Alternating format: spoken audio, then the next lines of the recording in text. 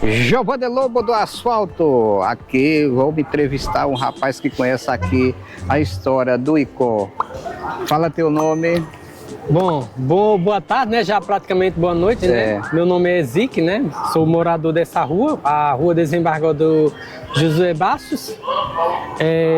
Essa rua aqui é conhecida como um dos feitos mais históricos da antiguidade do nosso município, onde nós temos aqui ao nosso lado tem um memorial de um marinheiro, que hoje ele está só como um memorial, porque em 2022 ele caiu, houve uma chuva forte e acabou morrendo a raiz devido a encharcoalho de água, né?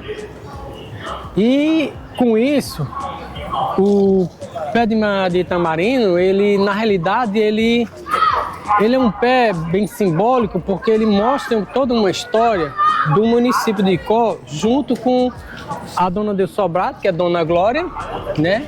Com o Barão do Crato, aquele sobrado na esquina. Então, Dona Glória, ela na realidade ela era uma das mulheres mais ricas do Icó, né? Da nossa antiguidade, e ela era uma mulher produtora de muito gado, né?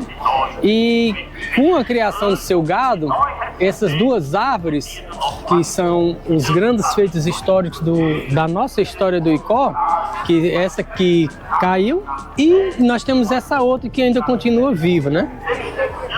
Então, o fato histórico que envolve essas árvores é porque, na realidade, as bombas do Senhor do Bonfim, que todo ano, a partir do dia 31 de dezembro, são os festejos da festa do Senhor do Bonfim, existem as bombas, né?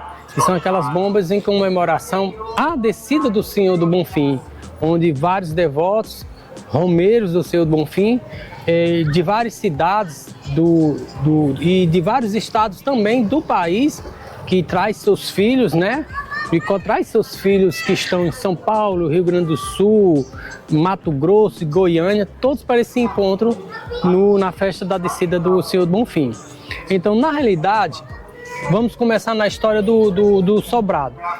Dona Glória, Dona Maria das Glórias, como era conhecida, Dona Glória, ela na realidade, ela tinha uma grande quantidade de gado, e o gado, sempre quando chegava, junto com seus vaqueiros, ficavam debaixo da árvore, né? Desses dois tamarineiros, para descanso, né? E também tinha de outros gados, de outros vaqueiros que vinham já cansados e ficavam aqui. E o que incomodava o Barão do Crato? O que incomodava o Barão do Crato, na realidade, era os cocô e o mau odor de urina, né? Que a gente chama das fezes do gado. E quando era sempre no horário de almoço e também já perto do horário da janta, sempre esse mau cheiro incomodava o Barão do Crato. Então o Barão do Crato teve uma discussão com Dona Maria da Glória, né? E com essa discussão, ele pedia a ela sempre que não colocasse mais o gado, porque o mau cheiro, o mau odor, ele o incomodava, né? Aí, na realidade, ela dizia que não tirava, né? E daí eles começaram a ter discussões, vinham para lá, um agrediu o outro em verbas e outro também, e assim ambos tinham essa desavença, né? Da época. Então, como ela era uma grande produtora de gado e ele, o Barão do Crato, né, era um dos grandes senhorios da época, né? O Barão do Crato, ele recebeu até honraria de Dom Pedro, né? Para poder receber, para você receber um nome barão naquela época, tinha que se apresentar, né? Você tinha que ser um homem bem rico, se apresentar ao imperador da época, né? Que era Dom Pedro. E nessa época, ele sempre se apresentava e sempre viajava. E quando ele voltava, tinha essa desavença com ela. E com essa desavença, Barão do Crato e Dona Maria da Glória, que a gente é conhecida como Dona Glória, ela teve essa discussão, e essa discussão acabou tendo rixas muito violentas. E na realidade, ele sempre provocava ela e dizia que se ela não tirasse o gado de baixo, ele ia derrubar os dois pés de tamarino, né, que dava acolhimento aos vaqueiros e ao gado, e principalmente ao gado dela, né?